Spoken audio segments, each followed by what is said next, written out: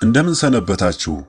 እውነትን ስለተናገሩ ብቻ በዚህ በስተርጅና እድሜያቸው በመጦሪያ እድሜያቸው በእስር ቤት እየማቀቁ የሚገኙት የታሪክ ምሁሩ አቶ ታዲዮስ ታንቱ ጥር 2004 ዓመተ ምህረት ፍትህ መጽሔት ላይ እንዲህ ጽፈው ነበር። ግራዋም ጠጣው እንቆቅም በላው እንደ መጠቃት የሚመራጣው ይህ የአርበኞች ድምጽ ነው። ከታዲዮስ ታንቱ። ጥቃት ይመራል፣ በጣም ይመራል። ሀገር ሲጠቃ ይመራል። ነጻነት ሲገፈፍ ይመራል። ሉዓላዊነት ሲደፈር ይመራል። ኢትዮጵያዊ ማንነት ትርጉም የለሽ ሲሆን ይመራል። ተገዥነት ይመራል። ባርነት ይመራል። ጥቃት የማይመራው ባንዳ ብቻ ነው። ባንዳ ግን ሰው ነው እንዴ?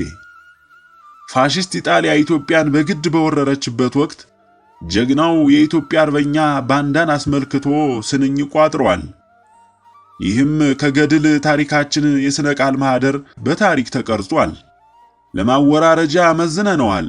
ባንዳ ሰው አይደለም። ይህ የአርበኞች ድምጽ ነው። ባንዳና አህያ ሁለቱ አንድ ናቸው? ጋማና ጅራት ነው የሚለያያቸው። በእርግጥም አህያና ባንዳ የአንድ ሳንቲም ሁለት መልኮች ናቸው። አህያ ሆዷ ተዘርግፎ ተኝታም ሰርዶ ትቀነጥባለች። ባንዳም ሆዱን ማዕከል አድርጎ ይንቀሳቀሳል። እንደ ኤሳው ብኩርናውን ይሸጣል። ሀገር፣ ሕዝብ፣ ነጻነት፣ ሉዓላዊነትና ባንዲራ በባንዳ መዝገበ ቃላት ውስጥ ጨርሶ ቦታ አያገኙም። በፍጹም መግቢያችንን ለመግቢያ መንደርደሪያ ያደረግነው በምክንያታዊ ምክንያት መሆኑ ይመዝገብልን። አንድ ጀግና አርበኛ ይዘናል። በኢጣሊያ ወረራ ዘመን ታሪክ ሰርቷል።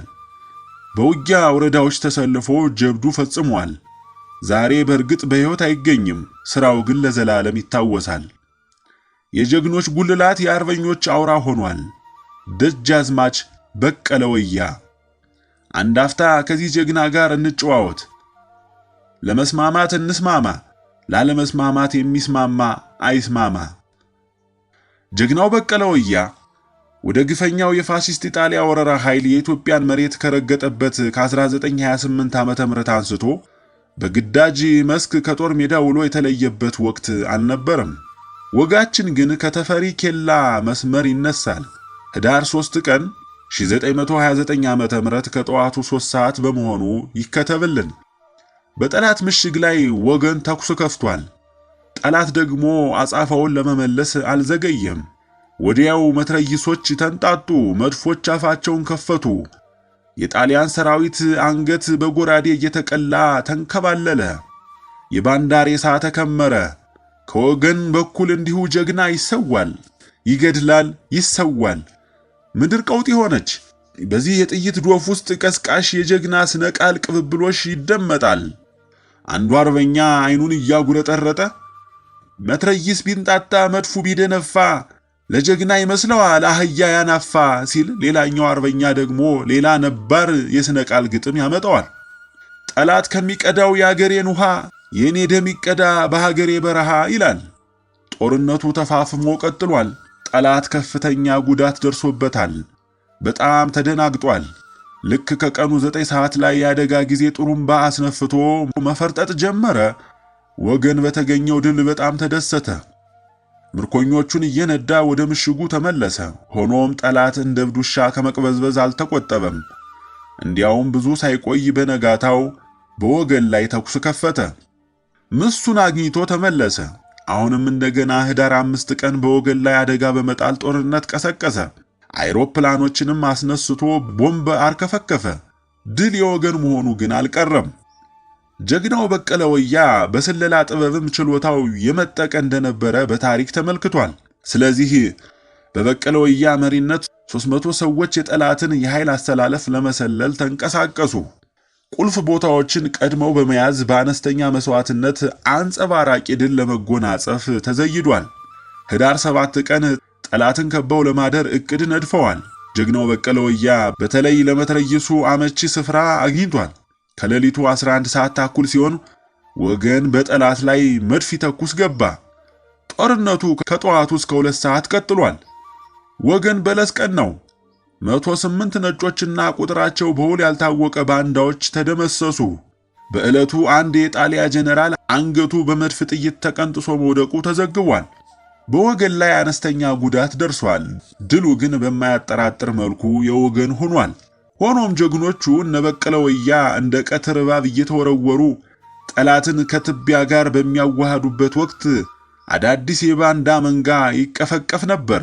በዚህ ወቅት ኢትዮጵያ እናታችን በባንዳ ልጆቿ አንገቷን የምታቀረቅረውን ያህል በጀግኖቿ ደረቷን ነፍታ ጦርነቱን እንድትቀጥል የግድ ሆነ። በተለይ በዚህ በደቡብ ኢትዮጵያ በተካሄደውና ጀግኖች እንደ ቅጠል በረገፉበት ጦርነት ወቅት በደጃዝማች መኮንን ወሰኑ የተመራው የወላይታ ታጣቂ በወገን ላይ የፈጸመው ክህደት በታሪክ ላይ በአሳፋሪ መልኩ ለዘላለም ሲታወስ ይኖራል። በወቅቱ የወላይታ ታጣቂ ወደ ጦር መስመር የወረደው በጣም ዘግይቶ በወገን ላይ ከፍተኛ ጉዳት ከደረሰ በኋላ ሲሆን በመሪው ደጃዝማች መኮንን ወሰኑ አማካኝነት እጁን ለጠላት በመስጠት ባንዳነትን አምኖ ለመቀበል በደቡብ ኢትዮጵያ የመጀመሪያው እንደሆነ በታሪክ ተመልክቷል። ትንሽ መቼም ትልቅ ሊሆን አይችልምና የአህያ ስጋ እንዲሉ እነ በቀለ ወያ ግን ስለ ባንዳ ለማሰብ ጊዜ አልነበራቸውም። ጀግና ስለ ሰው ከማሰብ በስተቀር ስለ ባንዳ አይጨነቅም። አገልጋይ ምንጊዜም የአገልጋይነት ስለ ንቦና እንደታጠቀ እንደሚኖር ይታወቃልና ቀድሞውኑ ባንዳ የነጻነት ዋጋ መቼ ያውቅና። ጦርነቱ ቀጥሏል። የፋሺስት ኢጣሊያ 44 አውሮፕላኖች እየተመላለሱ በወገን ላይ ቦምብ አዘነቡ። ነገር ግን በወገን እጅ የነበረው የተፈሪ ኬላን ምሽግ ለማስለቀቅ አልቻሉም። ህዳር 9 ቀን ደግሞ እነ በቀለ ወያ ተሽሎክልከው በመግባት በጠላት ላይ ከፍተኛ ጉዳት አድርሰዋል። ህዳር 12 ቀን እንዲሁ ከጠላት ጋር ጦርነት ተካሂዷል። ነገር ግን ለጠላት እጅግ ብዙ እግረኛና የጦር መሳሪያ ሲመጣለት ለወገን የደረሰለት አልነበረም። የሰው ኃይል ተመናመነ። በየመስመሩ አመራር ይሰጡ የነበሩ የጦር መሪዎች ጭምር ወደቁ። በዚህ ምክንያት ለ16 ቀናት ሲዋጋ የሰነበተው የወገን ሰራዊት ጓዙን ጠቅልሎ ወደ አርቤ ጎና እንዲያፈገፍግ የግድ ሆነ። የወገን ጦር በጉዞ ላይ ከጠላት ጋር ግጭት እያደረገ ቆይቶ ህዳር 28 ቀን አርቤ ጎና ገባ። ነገር ግን የኢትዮጵያን አርበኛ በጦር ሜዳ በቀላሉ ማሸነፍ እንደማይቻል የተገነዘበው ማርሻል ግራዚያኒ በኢትዮጵያ የፋሺስት ኢጣሊያ እንደራሴ ለዋናው የጦር አበጋዝ ለራስ ደስታ ዳምጠው ደብዳቤ ጻፈ። የደብዳቤውን ዋና መልእክት ቀንጭበናል። ይድረስ ለክቡር ራስ ደስታ ደጃዝማች ገብረ ማርያም ከሰላምታ ጋር ስለ ነጻነታችሁ እስካሁን ስለተከራከራችሁ የኢጣሊያ መንግስት በጣም ያመሰግናችኋል። በደሴ በሐረርጌና በድሬዳዋ ባንዲራችን ትውለበለባለች። አዲስ አበባም በባንዲራችን ስር ነች። እናንተ በአንድ ሲዳሞ ክፍል ከኢጣሊያ መንግስት ተከልክላችሁ ምንም ጥቅም አታገኙም። ሰላማዊ ባንዲራ ብትቀበሉ ይሻላችኋል። እስከዚያም ከያዛችሁት የጦር መሳሪያ ሁለቱን እጅ አስቀርታችሁ አንዱን እጅ ለመንግስት እንድታገቡ ሙሴ ቀስተኛን ልኬያለሁና የቀረውን በቃል ይንገራችሁ።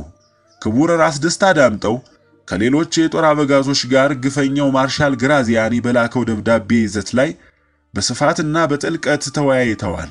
በመጨረሻም አቋም ወስደዋል። ይህንንም ለግራኛው የፋሺስት ኢጣሊያ እንደራሴ ሳያቅማሙ ገልጸዋል። እንዲህ በማለት ይድረስ ለማርሻል ግራዚያኒ የላክልን ደብዳቤ ደረሰን።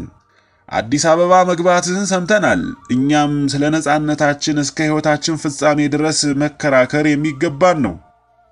የጦር መሳሪያውም የነጻነት መከላከያችን ስለሆነ የሰንደቅ ዓላማችን ምልክት ነውና አናስረክብህም።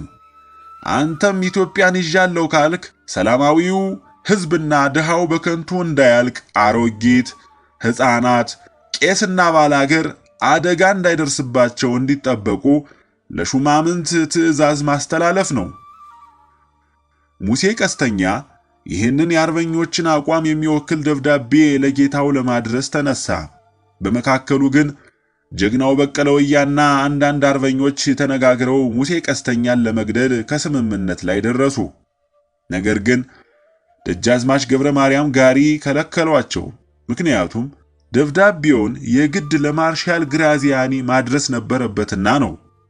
በመጨረሻ በ1930 ዓመተ ምህረት ስመጥር አርበኛ ደጃዝማች ገረሱ ዱኪ ይህን ተላላኪ ጣሊያን እጁን አስጠፍረው በጥይት ቆሉት።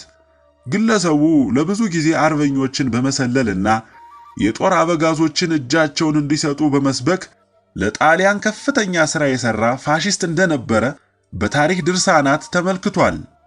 ብራቮ ገረሱ ዱኪ! ብራቮ ገረሱ ዱኪ! ብራቮ ገረሱ ዱኪ! አርቤጎና እንደተደረሰ ጀግናው በቀለ ወያ ከሸዋ ለተላከው የአርበኛ ሰራዊት በአዛዥነት ተመደበ። አርበኛው ፋታ አልነበረውም። ጦርነቱ ተፋፍሟል። ጀግና ይገድላል፣ እንዲሁም ይሰዋል። ይህ የደቡብ ኢትዮጵያ የጦርነት ትርኢት ነው። ጦርነቱ የከፋ እንደነበር በታሪክ ተመልክቷል። እነ በቀለ ወያ ወደ ዳኤላ እስካፈገፈጉበት ዕለት ድረስ በዚህ ውጊያ መስመር ለ53 ቀናት ሳያቋርጡ ተዋግተዋል። ብዙ ጀግኖች ወድቀዋል። በዚህ ምክንያት በወገን በኩል የሰው ኃይል በጣም ቀንሷል። አርበኛው ከአካባቢው ነዋሪም ድጋፍ አጥቷል።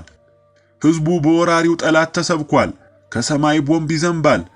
በምድር ከሊቢያ፣ ከባህር ምድር፣ ከትግራይ እንዲሁም ከሶማሌ በተመለመለውና አስካሪስ የሚል ስም በተሰጠው ባንዳ የተጠናከረው ግፈኛው ወራሪ አርበኛውን ክፉኛ አጠቃው።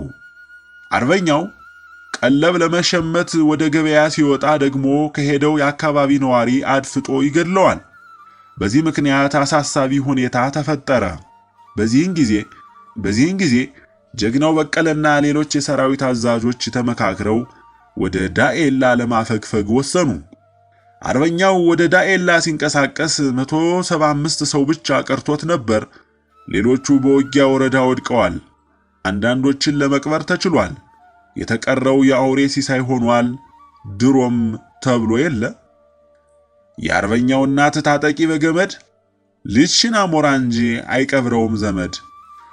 የፋሺስት ኢጣሊያ ወራሪ ኃይል የኢትዮጵያ አርበኛ እንቅስቃሴን ከመከታተል ላፍታም አልቦዘነም። የተጠናከረ መረጃ በሰዓታት ልዩነት ይደርሰዋል። ለዚህ ርካሽ ዓላማ የአገር ተወላጆች በገፍ ተሰማርተዋል። በሊሬ የተገዙ ተላላኪዎች የአርበኞችን የዕለት ተዕለት ተግባራዊ እንቅስቃሴ እየተከታተሉ ይመግቡታል። አሁንም በዚሁ ተግባር ቆመዋል። ባንዳ በውጊያ ወረዳዎች የውሻ ሞት ይሞታል። ከእረኛ አንስቶ ለጠላት መረጃ ያቀርባል። ወገን ግን አጋር አጥቷል። ጀግናው በቀለ ወያ አርበኞችን አስተባብሮ ሌት ተቀን ሲዋጋ ቆይቷል። ዳኤላ እንደደረሰም ለአፍታም ፋታ አላገኘም። ወዲያው ከጠላት ጋር ውጊያ ገጠመ። ጀግኖች ወደቁ። ለሀገር መሞት እንደ ሞት የማይቆጥረው በቀለ ወያ በአምስቱ የጠላት ወረራ ዘመን በጠቅላላው ከ82 በላይ በጦር ሜዳዎች ግዳጁን ተወጥቷል። በጦር ሜዳ ውሎ ታሪክ ሰርቷል። ለአፍታም እናቱን ኢትዮጵያን አልከዳትም። ሕሊናውን በሊሬ አልሸጠም። ከትልቅ የተወለደው በቀለ ወያ ትልቅ ስብዕና እንደተላበሰ ዘልቋል። ከድል በኋላ ከቀዳማዊ ኃይለ ሥላሴ እጅ ሜዳሊያዎችንና ኒሻን ተሸልሟል። በአስተዳደር ዘርፍም በልዩ ልዩ ስፍራዎች በኃላፊነት ሰርቷል። በአርበኝነት የወደቁ ጀግኖች ልጆች ተገቢውን ትምህርት እንዲቀስሙ አስተዋጽኦ አድርጓል። በግል ገንዘቡም ብዙዎችን የሀገር ባለውለታዎች ልጆች አስተምሯል። በመጨረሻም ስሙን ከመቃብር በላይ ትቶ አልፏል። የ5000 ዓመታት የአንድነትና የሉዓላዊነት ታሪክ ባለቤት የሆነችው ሀገራችን ኢትዮጵያ የባንዳዎች የአድርባዮችና በውሃ ውስጥ የሚያልባቸው ፈሪዎች ደሴት ሆና እንዳትቀር የዚህ ጀግና ታሪክ ምሳሌያዊ ተልእኮ እስከ ሰማየ ሰማያት ያሻቅባል። ክብርና ሞገስ ለቀደምት የኢትዮጵያ ጀግኖች ይሁን፣ አሜን። የመረጃ ምንጭ አቶ ታዲዮስ ታንቱ፣ ጥር 4 2004 ዓ.ም ፍትህ መጽሔት። ቆይ አዳምጠኝ። አሁን እኮ ይሄን እየተወ ነው። አሁን እኮ ይሄ ሁሉ ከሳሽ፣ ይሄ ሁሉ ተሳዳቢ፣ ይሄ ነፍጠኛ የሚለው አማራ የሚለው ምኒልክ ይውደም ኢትዮጵያ ይውደም የሚለው እኮ ይሄን ሁሉ ክስ እኮ ያመጣው ባጣው አይደለም ባገኘው ነው። አሁን እኮ እንደዚያ አይገልም። ለሱ ተኝቶ የሚሞትለትም የለም። ብልት ቆርጦ አምጥቶ ምስት አሁን የበቀለ ገርባ ልጆች ወይ የጁሃር ልጆች ብልት ማሳየት አለባቸው ምስት ለማግባት ተብለው አይጠየቁም። አሁን ሰልጥነዋል እኮ። ይህን ያስተማረችው እኮ ኢትዮጵያ ነች። የኢትዮጵያ ደግሞ መሪ ተዋናይ አማራ ነው ለዚህ ስልጣኔ ያበቃው። አሁን እኮ አውቆ ያ የበታችነት ስሜት ተሰምቶት ነው ወደ ክስ የገባው። ይህን ያህል በባርነት ተገዛው ወይም ደግሞ ከእንስሳ በማይሻል ኑሮ ህይወትን መርቻለሁ የሚል ቁጭት እኮ ነው። የኦሮሞን ብቻ አይደለም፣ የወላይታ፣ የከምባታ፣ የሀዲያ፣ የሸንቅላ፣ የሽናሻ፣ የጉሙዝ፣ የባርታ፣ የቡሜ፣ የሱርማ፣ የሙርሲ፣ የቦዴ፣ የአሪ ሁሉ የበታችነት ስሜት እኮ ነው። ያንን አስተምረን መለወጥ እኮ ነው ምለው እኮ። አንተ ያልከውና እኔ የምለው እኮ አንድ ነው። ባህልህ ነው ቀጥል ተብሎ እኮ ነው ወያኔ የለቀቀው። እንደፈለግኩሁን በቀደም እኮ አንስቻለሁ። ሞጁል ላይ ታሪክ ትምህርት ተብሎ ሞይቲሊያ የሚባል ወላይታ የሚያመልከው አለ። የሸሬቿ ብሎ ሁሉ እንደ ሃይማኖት አድርገው ኢንዲጂኒየስ ሃይማኖት ብለው ጽፈውታል። እና ይህንን መልቀቅ የለብንም። ኢትዮጵያ ማደግ አለባት። ኢትዮጵያ የጋራችን ነች። ባህልህ ነው ብለን መልቀቅ የለብንም። በአማራ ወጣት ሴቶች ላይ ግርዛት እንደምንከለክል በሁሉም ላይ ይከልከል። ኦሮሞው ድሮ በ40 ዓመት ዕድሜው የሚገረዝ የነበረው አሁን እንግዲህ ክርስትና ተቀብሎ ሰልጥኖ በተወለደ በ8ኛው ቀን ይገረዛል። የክርስትና ስም ይዟልም። እና አሁን ደግሞ ይህን አማራ በግድ ጭኖብናል እኮ ነው የሚሉት ዶክተሮች ሁሉ፣ የኦሮሞ ዶክተሮች፣ ወላይታዎችም ሁሉ። የአማራን ስም ኃይለማርያም ደሳለኝ ብለህ ስምህን አውጣ ብሎ ያለው ሰው የለም። እሱ ነው የኔ ስም አስቀያሚ ነው፣ የአማራ ስም ይሻለኛል ብሎ ያለው። በግድ ስምህ ኃይለማርያም ደሳለኝ መሆን አለበት ያለው ሰው አልነበር። ተሾመ ቶጋ የሚባል አሁን አምባሳደር የሆነ አንድ ወላሞ አለ። ተሾመ የሚል ስም አሁን አድጎ ነው። አዎ ተሾመ የሚል ስም አሁን ትልቅ ሆኖ ነው የቀየረው ትምህርት ቤት። አያት ቅድመ አያቱ ተሾመ የሚለውን ስም ቃሉንም አያውቁትን። አባት እናቱ ተሾመ ብለው መጥራት አይችሉም። እርግጠኛ ነኝ ተሾማ ነው የሚሉት። እንደው ቢጠሩት ኖሮ እንኳን እና ማንም አላስገደደውም እኮ። ይሄ ሁሉ በአማራ ስም የሚጠራውን ኦሮሞ፣ ከምባታ፣ ሀዲያ ሁሉ በግድ እኮ በማንም ላይ አልተጫነበትም። ባህሉ እኔ እንዳልኩህ ነው። የሁሉም ብሔር ብሔረሰብ ተብዮች ከምግብ አሰራራቸው ጀምሮ ምግባቸው የብዙዎቹ የሚያቅለሸልሽ አበላላቸው፣ አሰራሩ ሁሉ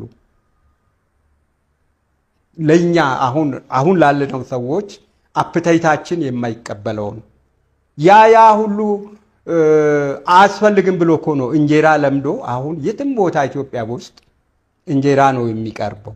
እና የግድ ብሔር ባህሉን ለማክበር ብለን አስቀያሚውን ሁሉ አርቲ ቡርቲውን ተሸክመን መዞር አለብን? ቅድም ያልከው አንድ ጥያቄ አለ። የአማራ ደጋፊ አንዳንድ ሰዎችም እንደዚያም ይላሉ።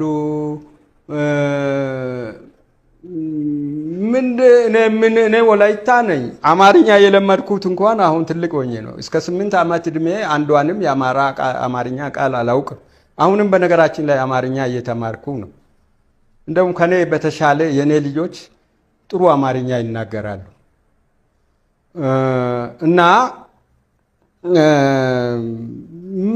አማራ ለራሱ የራሱን ታሪክ ለመናገር አቅም አጥቶ ነው ታዲዮስ ታንቱ ጥብቅና የሚቆመው? ታሪኩን፣ ባህሉን፣ ጀግንነቱን፣ ሀገር የመጠበቅ ብቃቱን ለኢትዮጵያ በየቦታው እየወደቀ እየተሰዋ ይችን ሀገር እዚህ ደረጃ ማድረሱን ብዙዎችን ሃይማኖት የሌላቸውን አስተምሮ አሰልጥኖ ጠመንጃ አስለምዶ ወታደር አድርጎ ጄኔራል ኮሎኔል ማድረሱን ራሱ መናገር አቅቶት እውቀት አጥቶ ነው ታዲዮስ ታንቱ ጥብቅና የሚቆመው። እውነቱን ግን በዚህ አጋጣሚ የትም ቦታ እናገራለሁ። ለምሳሌ የወንድ ልጅና ታጠቅ በገመድ ልጅሽን አሞራ እንጂ አይቀብረውም ዘመድ። ይሄ አማራ ሀገር የመጠበቅ ብቃቱን ነው። አሞራ የሚበለው ለሀገር የተሰወውን ነው። በረሃ ውስጥ ዳር ድንበር ላይ ነው። ዝም ብሎ በሰፈር በጠብ የሞተ አይደለም።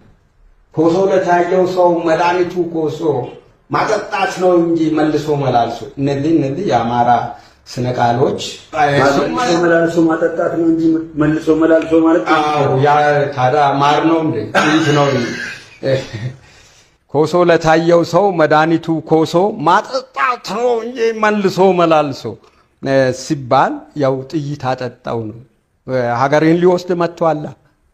ስነ ቃሎ እንዲህ ያለ ውብ ስነ ቃል ይሄ እንግዲህ በእንትን ነው በጀግንነት አንጻር ነው። ይሄን በሌላውም እንደው በማህበራዊ ኑሮም ለምሳሌ የአማራ ስነ ቃሎች አሉ በግጥም የተነገሩ። ማግኘት ጠግቦ አባትህን ሰደበው ለማጣት ነግሬ ሳላስደበድበው። አየህ ዘይ ፐርሶኒፋይ ብልጽግናንም ድህነትንም ፐርሶኒፋይ ሲያደርጉት ማግኘት ጠግቦ አባትህን ሰደበው። ማግኘት በአካል የሚሄድ ግዙፍ ነገር አይደለም። ማጣትም እንደዚህ አይደለም። ለማጣት ነግሬ ሳላስደበድበው። ያጣ ሰው እንግዲህ ሲያገኝ እብሪቱ አይቻልም። የኔ ብጤ ምስኪን ካገኘ በቃ እንጃ አያስችለው። የወርቅ ጫማ ካላደረግኩ እኔ በሚሄድበት መንገድ ሰው አይሄድ ነው የሚለው። ስለዚህ ማግኘት ጠግቦ አባትን ሰደበው ለማጣት ነግሬ ሳላስደበድበው። ይሄ ከአማራ አፍ የሚፈልቅ ስነ ቃል ነው። ሌሎችን የፍቅርም ሁሉ እንደዚህ አሉ በጣም ደስ የሚሉ። ወንድ ልጅ ተወልዶ ካልሆነ እንዳባቱ ስጡት አመልማሉ ይፍተል እንደናቱ። ይህ ሴቶችን ለማዋረድ የተባለ ነው የሚሉ አሉ። ግን መፍተል ራሱ ሙያ ነው፣ ትልቅ ሙያ ነው። ወንድ ልጅ አይችለውም፣ ሴት ነች የምትችለው። ስለዚህ ወይ ዳር ድንበር ለመጠበቅ ጠመንጃ ተሸክሞ እያቅራራ መውጣት አለበት፣ ወይ ሴት ከሆነ ጥሩ ሸማ ለመስራት፣ ጋቢ ለመስራት፣ ኩታ ለመስራት መፍተል አለበት። ያለበለዚያ ዝም ብሎ በመሃል ቤት አንጠልጥሎ ወንድ ነኝ እያለ መሄድ የለበትም ነው። ወንድ ልጅ ተወልዶ ካልሆነ እንዳባቱ የሚባለው እንደዚህ ነው። የወንድ ልጅ እናት ቅድም ያልኩት ታጠቂ በገመድ ሲባል ሴቶችም ጀግኖች አሉ። ወንድ የሚለው ቃል እዚህ ጋር ጀግንነትን ይወክላል እንጂ የጾታ መለያ በሚለውም መተርጎም የለበት።